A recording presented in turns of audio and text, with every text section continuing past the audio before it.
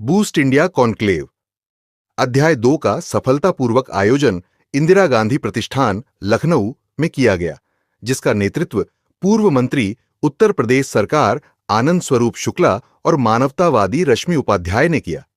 इस कार्यक्रम का मुख्य विषय था योग फिट भारत की आत्मा, सर्वाइकल कैंसर की रोकथाम और मेनोपॉज प्रबंधन का मार्ग, जिसमें महिलाओं के स्वास्थ्य के लिए योग, आयुर्वेद और पोषण पर जोर दिया गया।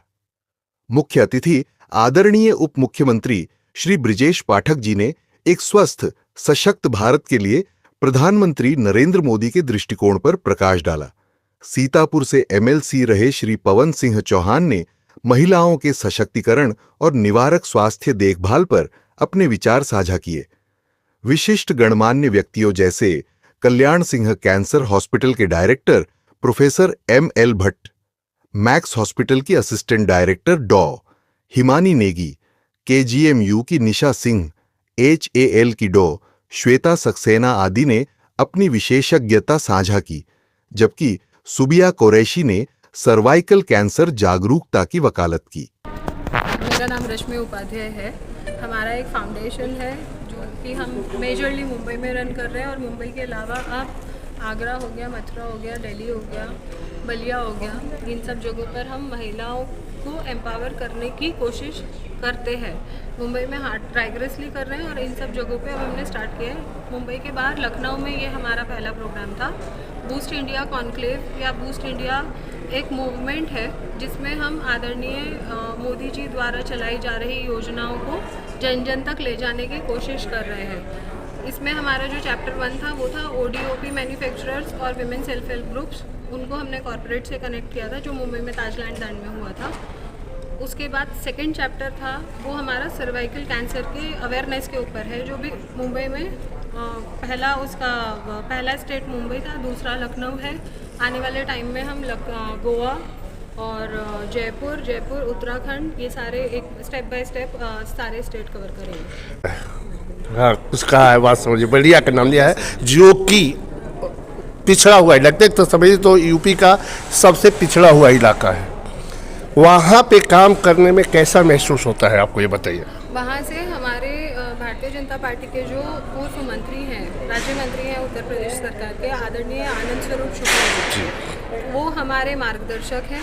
तो जब ऐसे मार्गदर्शक हैं तो फिर बलिया क्या काम करना इजी है, क्योंकि उनका मार्गदर्शन बहुत अनुकरणीय है, सराहनीय है। क्या आपके प्रोग्राम में सब शुक्ला जी आए थे? हाँ सर थे। उनको बलिया से ही मिलने के लिए आए, तो इस वजह से जब सर चाहेंगे 100%। ये कैसा था, मैं आपको इसकी एक रूपरेखा भी बताऊंगी। कैसा है कि हम लोग पैनल डिस्कशंस लेते हैं। पहला पैनल था सर्वाइकल कैंसर के अवेयरनेस के ऊपर, सेकंड था मेनोपॉज मैनेजमेंट का, और तीसरा था योगा न्यूट्रिशन को मेन स्ट्रीम हेल्थ में लेकर आने के लिए। तो बहुत बड़े बड़े हॉस्पिटल्स के डॉक्टर्स थे, जिसमें कल्याण सिंह कैंसर हॉस्पिटल जो है उनके डीन प्रोफेसर भट्ट, वो भी एज अ की नोट स्पीकर आए थे। एसआर इंस्टीट्यूट के पवन सिंह चौहान थे, वो भी एज अ की नोट स्पीकर थे। इसके अपने आईसीएआर के सीनियर साइंटिस्ट थी। तो इस तरीके के हमारे की नोट स्पीकर्स थे।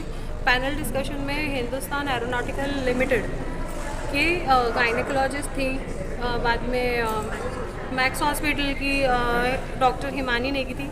मतलब मैं नाम मेरे लिए बोलना ये हो जाएगा। बहुत बड़े बड़े हॉस्पिटल्स के और बहुत एक्सपीरियंस्ड डॉक्टर्स थे, और उन्होंने अपनी एक्सपर्टीज शेयर की। अभी गुप्ता है जिसमें है, उनका भी लेक्चर आपने इसमें इंक्लूड किया था? हाँ, नीरा हॉस्पिटल की डॉक्टर गरिमा गुप्ता की बात कर रहे हैं? नहीं, पीजीआई की जो गुप्ता है उनकी बात कर रहा हूँ। मैं पूरा नाम, हाँ, उनकी डेट्स नहीं अवेलेबल थी, अदरवाइज़ हमने उनको अप्रोच किया था। और केजीएमयू यूनिवर्सिटी की डॉक्टर निशा सिंह मैम, वो थी। मैं बोल रही हूँ, मेरे पास में नाम स्किप हो जाएंगे हमारे साथ। मतलब पहली बार हमने किया, पर हमें हॉस्पिटल्स ने, डॉक्टर्स ने इतना बढ़िया सपोर्ट किया है अवेयरनेस क्रिएट करने के लिए।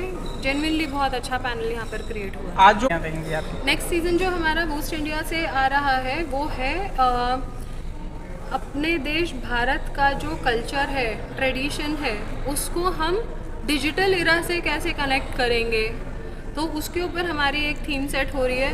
एक थीम हमारी सोलर एनर्जी के ऊपर सेट हो रही है। मैं बोल रही हूँ नारी सशक्तिकरण, तो देखो सीधी जहाँ जिस देश में नारियों की पूजा की जाए, सम्मान की जाए, तो वो देश तो बहुत आगे बढ़ेगा ही। और हमारी तो संस्था का मेन उद्देश्य ही नारी को सशक्तिकरण करना, स्वावलंबी करना है। हम लोग, मैं बता दूंगी, थोड़ा टाइम लूँगी पर बताऊंगी।